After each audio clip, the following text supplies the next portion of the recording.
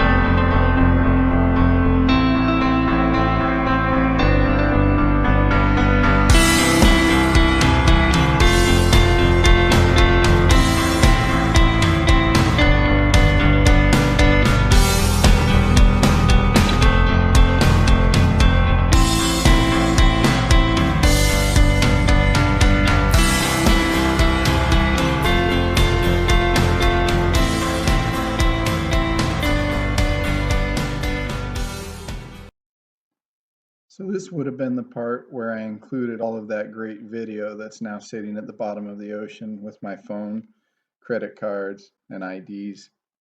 So instead, you get an extra long title slide.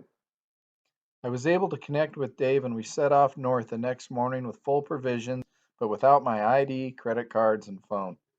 As you can see, we initially hit some steady wind with slow rolling seas. Someone always has to be on watch, even with autopilot, so we planned to do 3-hour shifts as we traveled through the night. I worked on mastering the satellite hotspot to download weather updates every few hours to keep an eye on changing conditions.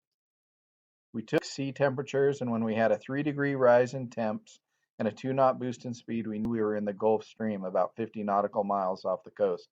Taking advantage of the stream is best without strong northerly winds because this is known to create rough sea conditions. If this happened, our plan was to turn back west and beat north along the coastline. The forecast was moderate winds around 15 knots. We hoped this was accurate and wouldn't underestimate actual conditions.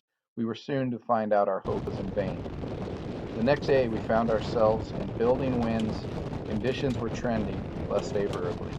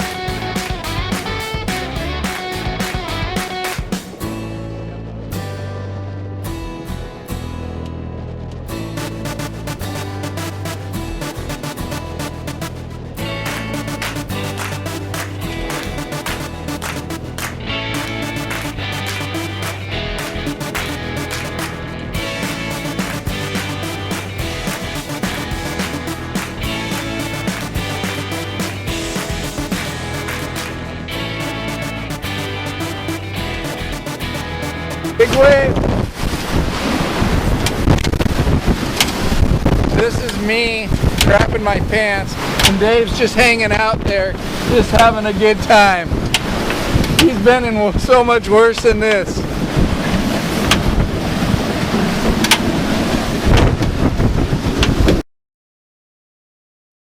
So I was more than happy to swallow my pride and head for the coastline when Dave suggested it. This is our actual chart and route to a river delta south of Daytona Beach. We still got beat up for 4 hours before we even saw land. That night we arrived and anchored peacefully. We had been on the ocean for about 32 hours and were exhausted. I learned countless valuable lessons in a relatively short period of time sailing with Dave over what is just the beginning of an adventure. Dave calls himself a cautious sailor, others would describe wisdom. He is a walking sailing almanac. Dave has a constant awareness about him of everything the boat was doing: speed, direction, sail shape, weather, waves, currents, conditions of the lines, preparedness to maneuver, fuel levels, time to the next mark. He was a human machine and computer. I have sailed monohulls my whole life, but catamarans have many different performance characteristics, and Dave taught me of proper wind angles for choosing to use a jib versus a reacher. He taught me the value of a logbook. I knew we couldn't rely on fuel tank gauges, but not keeping track of the hours on the engines and the amount of gas expended was a pretty big mistake on my part. Dave made sure I would remember that one. I couldn't thank him enough for being a part of this journey, so I tried to cook as best I could. If I am the captain, then he is the admiral, and the admiral needed strength. So I treated him to some overcooked bratwurst, undercooked hamburgers, burnt onions and mushrooms, and soggy lettuce. The beer was cold, though. The very next morning, we took off again bright and early. The stills were still big, but not nearly as harsh.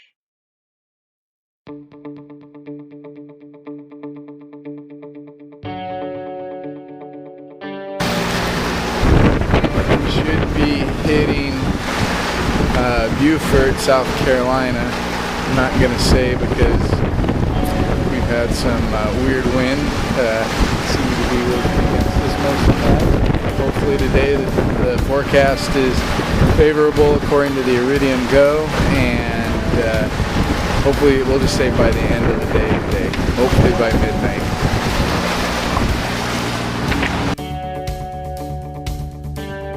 This has been a tough haul, but we are moving now. Got to check this out. We're ending this whole journey. We're down to the last few hours, ending the whole thing on some really good wind, really good sailing. It's what we needed. We needed a morale boost like this. Check it out.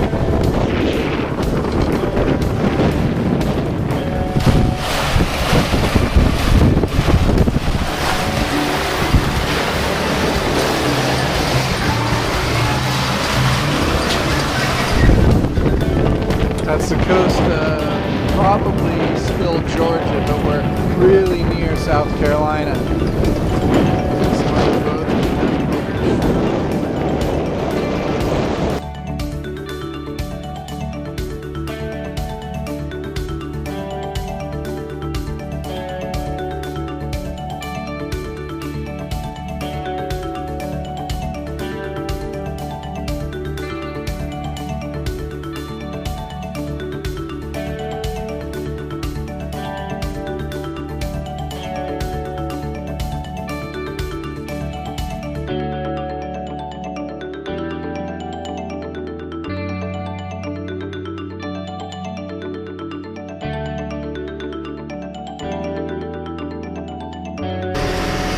This is a freaky moment for anybody with a sailboat going under a bridge.